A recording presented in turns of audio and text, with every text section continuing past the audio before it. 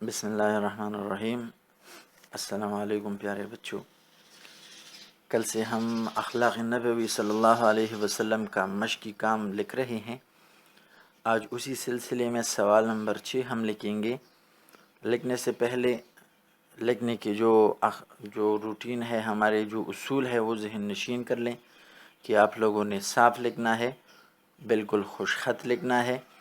سوال اور جو حوالہ جات ہے یا جو اہم پوائنٹس ہے وہ آپ لوگوں نے بلیک مارکر سے لکھنے ہیں، کٹ نب یوز کرنا ہے، اور جتنی بھی آپ سے ہو سکے اتنی خوش خطی کا لحاظ رکھیں۔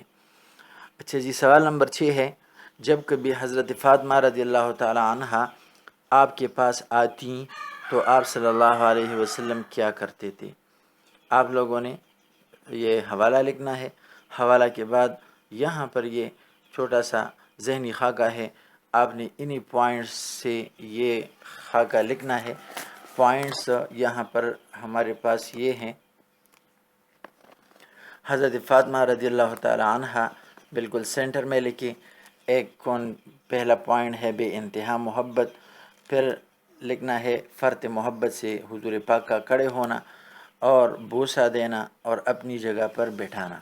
تو یہ ہمارے اہم پوائنٹس ہیں جس سے ہم جواب لکھیں گے۔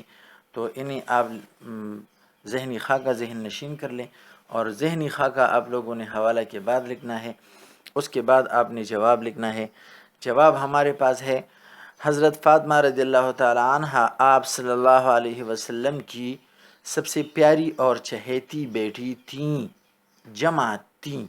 یہ جمع اس لیے کیونکہ وہ کوئی معمولی عورت نہیں، بہت بڑی عظیم عورت ہے، تو عزت کے لحاظ سے عورت تھیں۔ اولاد میں آپ صلی اللہ علیہ وسلم کو ان سے بے انتہا محبت تھی اور اس قدر عزیز تھی کہ جب وہ آتی تو آپ صلی اللہ علیہ وسلم فرط محبت سے کھڑے ہو جاتے، پیشانی پر بوسہ دیتے اور اپنی جگہ پر بٹھاتے۔ یہ حضور پاک صلی اللہ علیہ وسلم نے اپنے بچوں اور اپنی بیٹیوں سے محبت اور احترام کا ہمیں ایک اعلیٰ درس دیا ہے۔ سوال نمبر 7 ہمارے پاس ہے، حضرت امام حسین رضی اللہ تعالیٰ عنہ کی متعلق آپ نے کیا فرمایا تھا؟ تو جواب کتاب میں ہم نے پڑھا ہے کہ آپ لوگوں نے حوالہ لکھنا ہے، پھر یہاں پر یہ ذہنی خاکہ لکھنا ہے کہ حضرت امام حسین رضی اللہ تعالیٰ عنہ کون تھے؟ حضور پاک صلی اللہ علیہ وسلم کے نواسے ہیں، اور یہ کہ ان سے بے انتہا محبت تھی۔ اس کے علاوہ آپ صلی اللہ علیہ وسلم کے چاہنے والوں سے محبت اور منہ میں منہ ڈال کر محبت کا اظہار کرنا، یہ ہمارے اہم پوائنٹس ہیں۔ اسی سے ہم اپنا جواب لکھیں گے۔ جواب ملاحظہ فرمائیے، حضرت امام حسین رضی اللہ تعالیٰ عنہ حضور پاک صلی اللہ علیہ وسلم کے نواسے تھے۔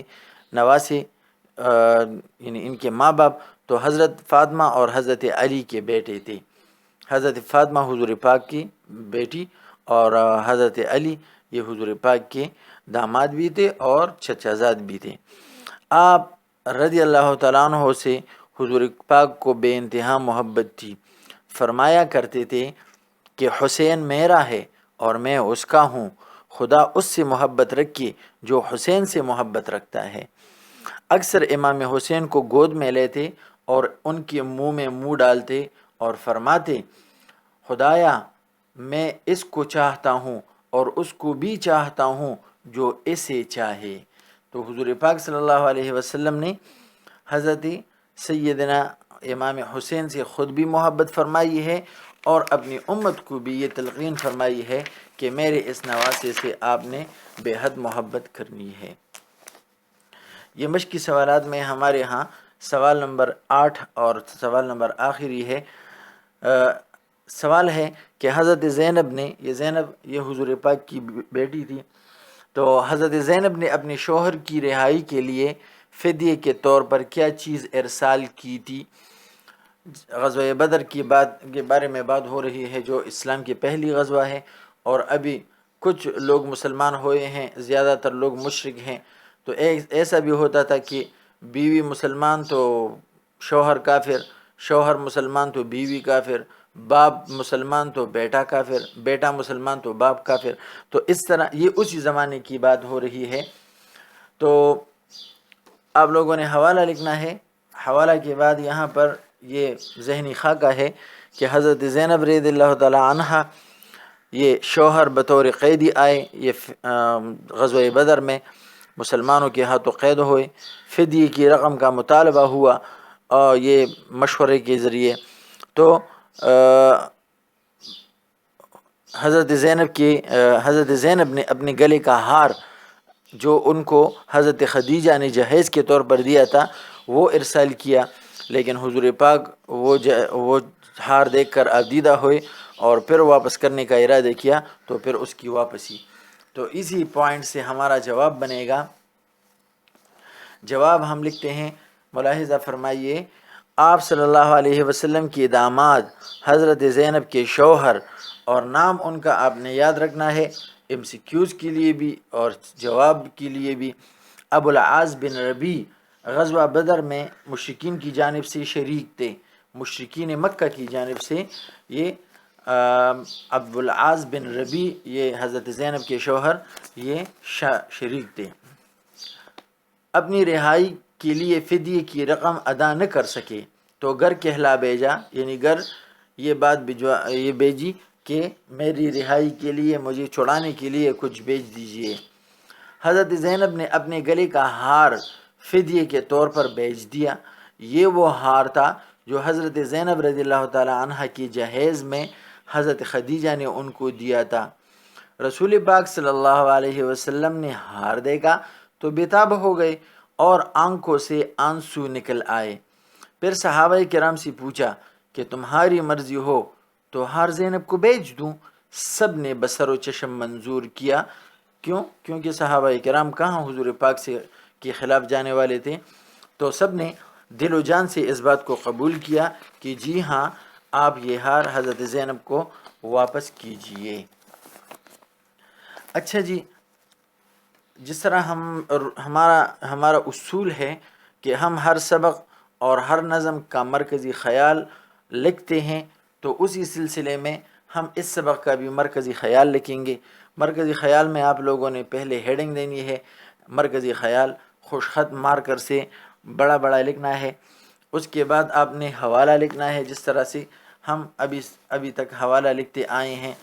اس کے بعد آپ لوگوں نے یہ ذہنی خاکہ آپ کسی بھی شیپ میں بنا سکتے ہیں اپنے ذوق کے مطابق، اپنی چوائس کے مطابق. یہاں پر آپ دیکھ سکتے ہیں کہ مرکزی خیال اخلاق نبوی یہ ہمارا مین پوائنٹ ہے، اور اسی سے ہم چونکہ مداومت عمل درمیان میں شروع میں ہے، تو یہاں پر مداومت عمل ہے، اچھے اخلاق ہیں. تو ان اچھے اخلاق اور مداومت عمل یہ ہدایت کا ذریعہ ہے. کب ہدایت کا ذریعہ ہے؟ جب ہم حضور پاک کی پیروی کریں گے. تو یہ ہمارے اہم پوائنٹس ہے: اچھے اخلاق، مداومت عمل، ہدایت کا ذریعہ اور پیروی. تو انہی پوائنٹس سے ہم اپنا جواب، اپنا مرکزی خیال لکھیں گے. یہاں پر آپ ملاحظہ فرمائیں، جواب ہے کہ اس سبق میں مصنف نے حضور پاک کی سیرت مبارکہ پر روشنی ڈالی ہے. حضور پاک کی سیرت مبارک بیان کی ہے اور آپ کے اوصاف میں سے چند اوصاف بیان کیے ہیں.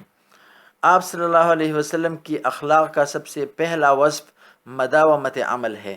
یعنی حضور پاک جو کام بھی آگے یہاں پر درج ہے، یعنی آپ کے تمام کاموں میں یہ اصول کار فرما تھا، یہ اصول دکھائی دیتا تھا کہ جو کام جس طریقے سے شروع کیا اس پر ہمیشہ شدت سے قائم رہے.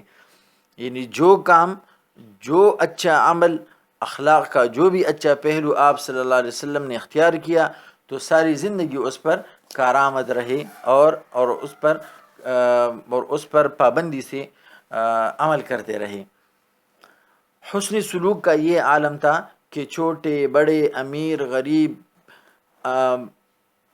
غریب یہاں تک کہ غیر مسلم و مشرک، یعنی مسلم اور مشرک کے ساتھ ہر کسی کے ساتھ خندہ پیشانی سے پیش آتے. ہر معاملے میں صبر و برداشت، یہ آپ لوگوں نے صبر و برداشت انڈر لائن کر کے مارکر سے لکھنا ہے، اور ایثار سے کام لیتے، بچوں پر خاص شفقت فرماتے، حسن ظرافت بھی آپ کی مزاج کا حصہ تھا، اپنی اولاد سے حد درجہ محبت فرماتے اور دوسروں کو بھی اس کی تلقین فرماتے۔ یعنی آپ نے اپنے عمل سے یہ ہمیں فرمایا ہے کہ اپنے بچوں سے محبت کریں، ان کو اس طرح نہ چھوڑیں۔ غرض یہ کہ آن حضرت محمد صلی اللہ علیہ وسلم کی زندگی سے حسن اخلاق کی ایسی بے شمار مثالیں ملتی ہے جو تمام عالم کے لیے نمونہ ہے اور ہم مسلمانوں کے لیے ہدایت کا سرچشمہ ہے، ہدایت کا سب سے بڑا ذریعہ ہے۔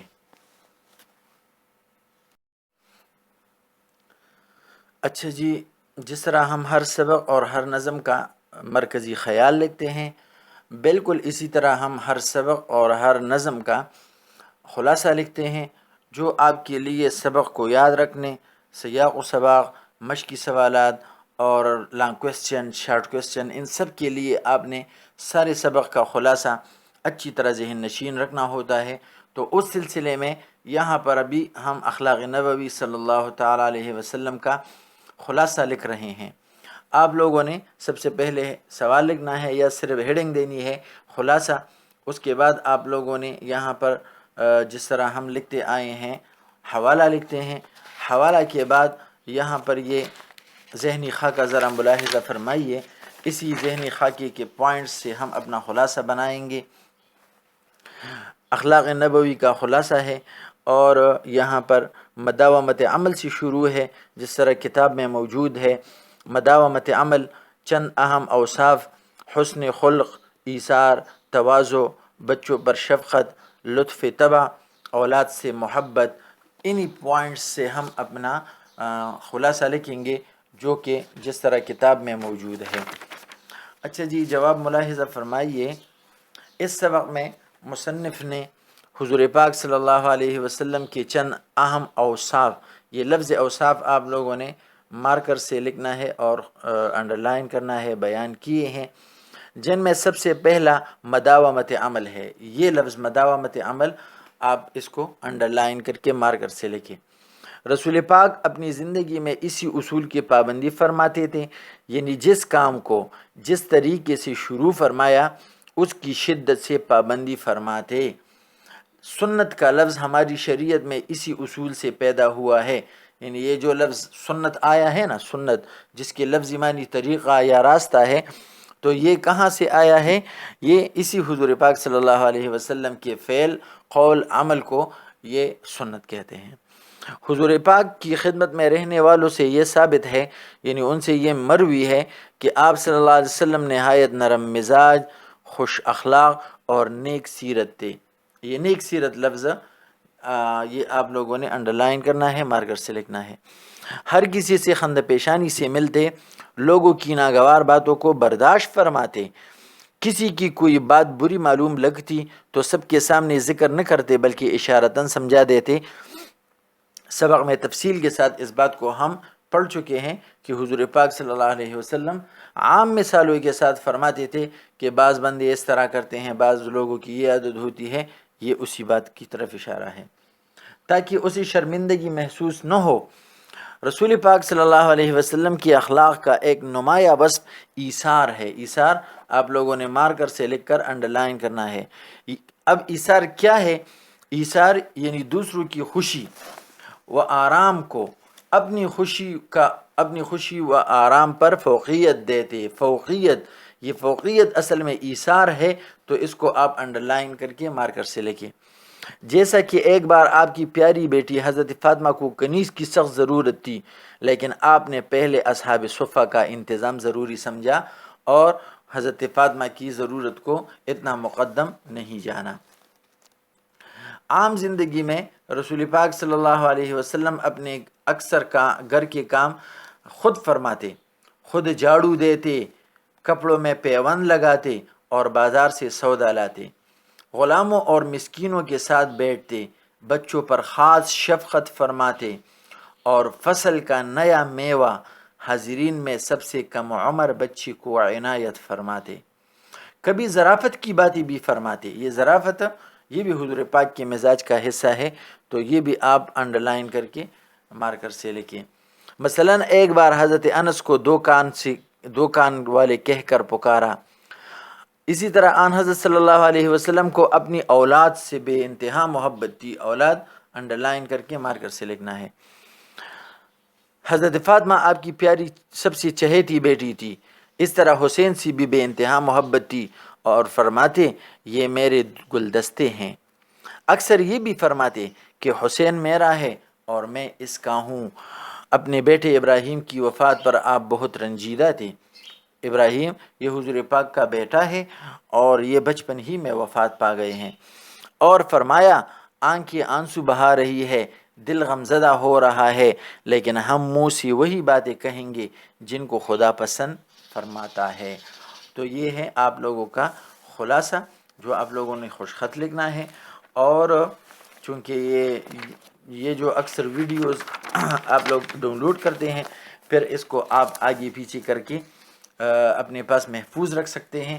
تو اس وجہ سے آپ کی نوٹ بک میں کوئی بھی غلطی نہیں ہونی چاہیے، بلکہ انتہائی احتیاط کے ساتھ آپ نے خوش خط اور صاف لکھنا ہے.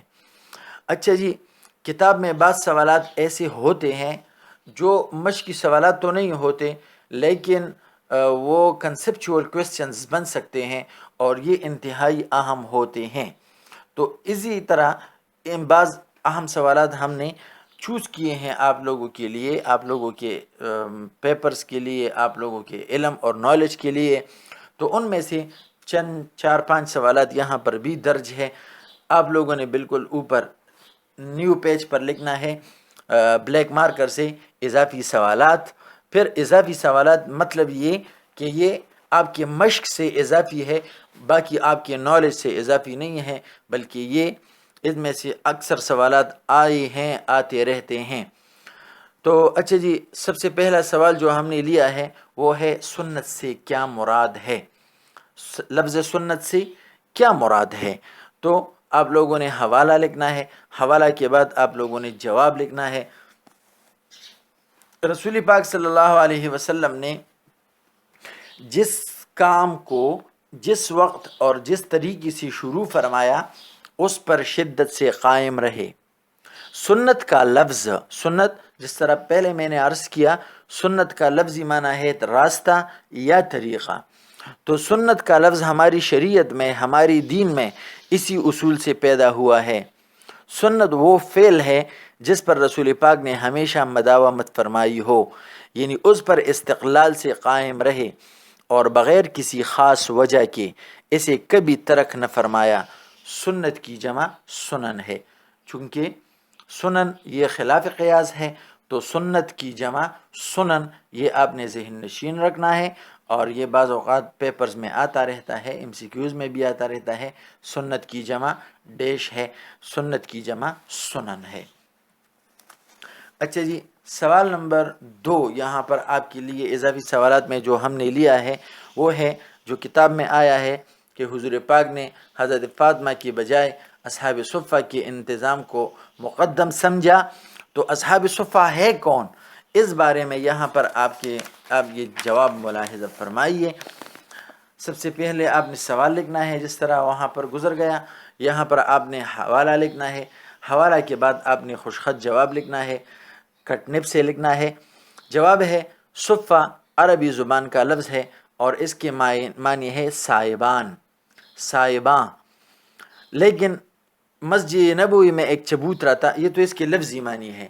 اب اصطلاح میں یا ہمارے لیے ایک کتاب کے لحاظ سے اس کی کیا معنی ہے؟ تو مسجد نبوی میں ایک چبوترا ہوا کرتا تھا. چبوترا مین سٹیج، ایک ڈیر، جہاں صحابہ کرام آپ صلی اللہ علیہ وسلم سے اسلامی تعلیمات سیکھتے تھے.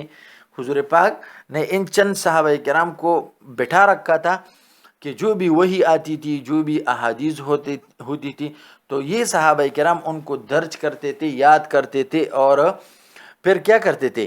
دوسروں کو سکھاتے تھے. جو صحابہ کرام موجود نہیں ہوتے تھے غزوہ کے بارے کسی لڑائی کے لیے یا کسی اور تبلیغی مشن کے لیے یا کسی اور غرض کے لیے باہر جاتے تھے تو واپس آ کر یہ ان سے وہ باتیں سیکھتے تھے. ان کا ذریعہ معاش یہ تھا، یعنی ان کی رہن سہن اور خرچ وغیرہ، کہ ان کا ذریعہ معاش یہ تھا کہ ایک صحابی لکڑیاں کاٹ کر لاتا اور انہیں بازار میں بیچ کر کھانے کا بندوبست کرتا تھا. ان صحابہ کرام کا غیر شادی شدہ ہونا شرط تھا، کیونکہ جب انسان شادی شدہ ہوتا ہے تو اس کے 10,000 مسائل ہوتے ہیں، بے شمار کام اس کے ذمے ہوتے ہیں. تو جو بندہ ابھی شادی کنوارا ہوتا ہے تو اس کی اتنی ذمہ داریاں نہیں ہوتی، بالکل فارغ ہوتا ہے. تو اس وجہ سے ان صحابہ کرام کا غیر شادی شدہ ہونا شرط تھا. حضرت دادا گنج بخش رحمۃ اللہ علیہ نے ایک کتاب میں ان کی تعداد 22 بتائی ہے. حضرت دادا گنج بخش رحمۃ اللہ علیہ نے اپنی ایک کتاب میں ان کا ذکر کیا ہے کہ ان صحابہ کرام کی تعداد وہ 22 ہے. اچھا جی، سوال نمبر 3 ہمارے پاس جو ہے وہ ہے مولانا شبلی نعمانی کا سب سے اہم کارنامہ کون سا ہے؟ شروع میں بھی ہم پڑھتے آئے ہیں، بلکہ ہم حوالہ میں بھی یہی لکھتے آئے ہیں. تو آپ کا جواب یہ ہے کہ مولانا شبلی نعمانی رحمۃ اللہ علیہ کا سب سے اہم علمی و ادبی کارنامہ ان کی تصنیف سیرت النبی ہے. حضرت شبلی نعمانی رحمۃ اللہ علیہ کا سب سے بڑا کارنامہ کیا ہے؟ سیرت النبی. تو یہ لفظ سیرت النبی آپ نے مارکر سے لکھنا ہے، بلیک مارکر سے، اور انڈرلائن کرنا ہے. جس کی 2 جلدی انہوں نے لکھی، لیکن چونکہ وہ پیر وفات پا گئے تو ان کی بقیہ 4 جلدیں ان کی وفات کے بعد ان کے شاگرد سید سلیمان ندوی رحمۃ اللہ علیہ نے لکھی. یہ بھی ایک بہت بڑے عالم، بہت بڑے ادیب گزرے ہیں. یہ شبلی نعمانی کے بہت قریبی شاگرد ہیں. تو اس سے سوال سے یہ بھی پتہ چلا کہ سیرت النبی صلی اللہ علیہ وسلم کے پورے 6 جلد ہیں. تو 2 جلد مولانا شبلی نعمانی نے اپنی زندگی میں ہی لکھی، اور باقی 4 جلدیں جو سید سلیمان ندوی رحمۃ اللہ علیہ نے لکھی، لیکن اپنے استاد محترم کے اس کام کو پایۂ تکمیل تک پہنچایا.